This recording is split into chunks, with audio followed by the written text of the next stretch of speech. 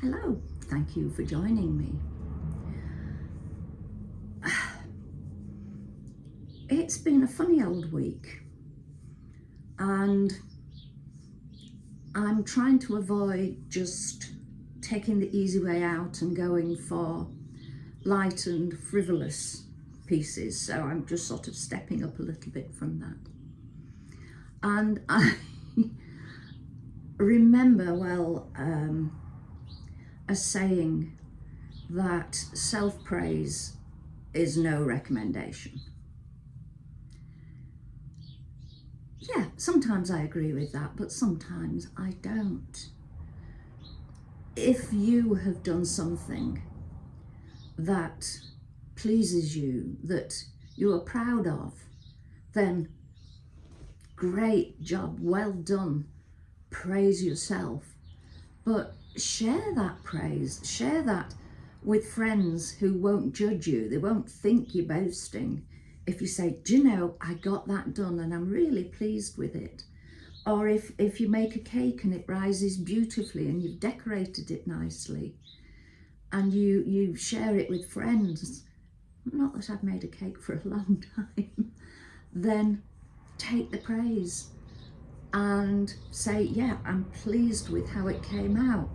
Not thank you, but forget the buts, just thank you. It's when people stand up in front of an audience or sort of put out that they are the best things since sliced bread. Nobody can do things the way they can. And I admire people who are the top of their field. I admire the scientists. I have to say one of my top likes is Professor Cox.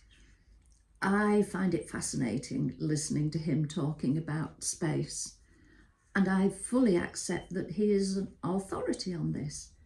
I'm assuming that there are others who are equally as able to share what he does, but he has had the good fortune, shall we say, to have got his foot into television, and so he shares things with us. And I'd actually love to share a nice glass of wine with him and ask him some questions about things up there, out there. That would be nice. That would be nice. Ain't going to happen, but it would be very pleasant. But there are others, and when people become strident and chest thumping over what they are talking about, that I find a complete switch off. Lots of big arm movements, chest thumping, and putting over whatever they're talking about. I don't do that. I'm just the opposite probably, but that will turn some people off. But the chest thumping and major gestures, that would turn me off. It's each to their own. But if that gesturing and everything comes along with what some see as a healthy dose and others see as a rather unhealthy dose of self-praise about what they have done, then that's an even bigger put-off. I love watching TED, but I'm very, very choosy in who I tune into. I get a lot out of listening to the TED channel. But one of the people, I've often wondered about if my career, in inverted commas, didn't take the path that it took, what path might it have taken? And I've decided that a good path though I would probably be quite a good few years too early for this, would be as a fact checker. Fact checkers who are now fact checking on a live basis for people who stand up and pontificate about what they've done, add on, things to make them sound better so that their self-praise sounds even greater, that this is what they've achieved. Yet the checkers actually, no, that's not right.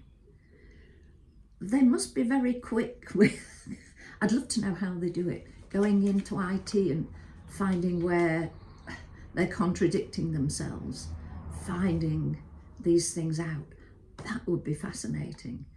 But knowing me, I would be getting to it just as the speaker had finished speaking. It's always been like that.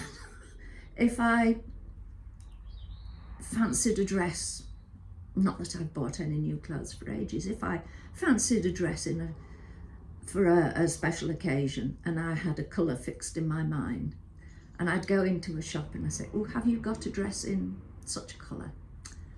Sorry, that was last season's colour. I've never been bothered about keeping up with trends, but at times like that it could be rather frustrating. I suppose I could have gone to charity shops, because there would have been those who would have used them last year and then cast them out because they weren't this year's colour. Never thought of that one at the time. Again, I'm thinking if that's a bit too late. Oh, whoops-a-daisy. And so, what do you think? What about self-praise for you? Some of us go the opposite way and self-put down in a big way. Take the blame for things that you have nothing to do with. And I had a client once who took blame for anything and everything.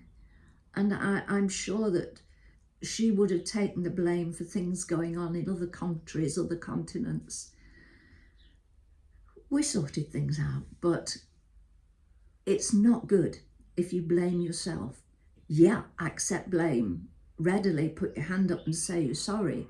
If you have made a boo-boo, if you have made a mistake, an error of some kind.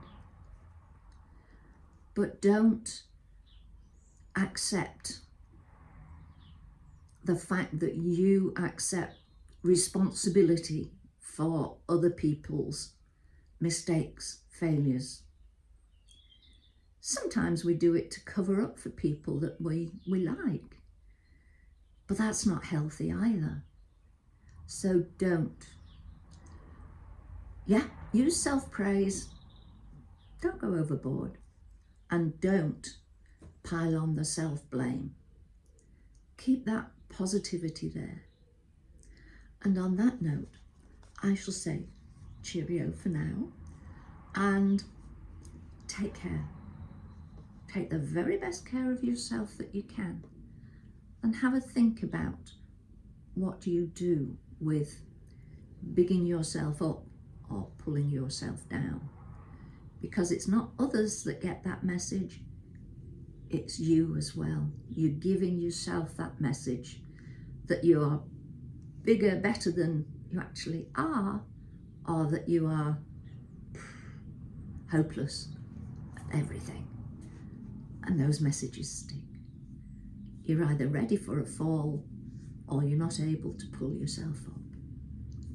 So on that note, bye for now, and I will speak to you very soon.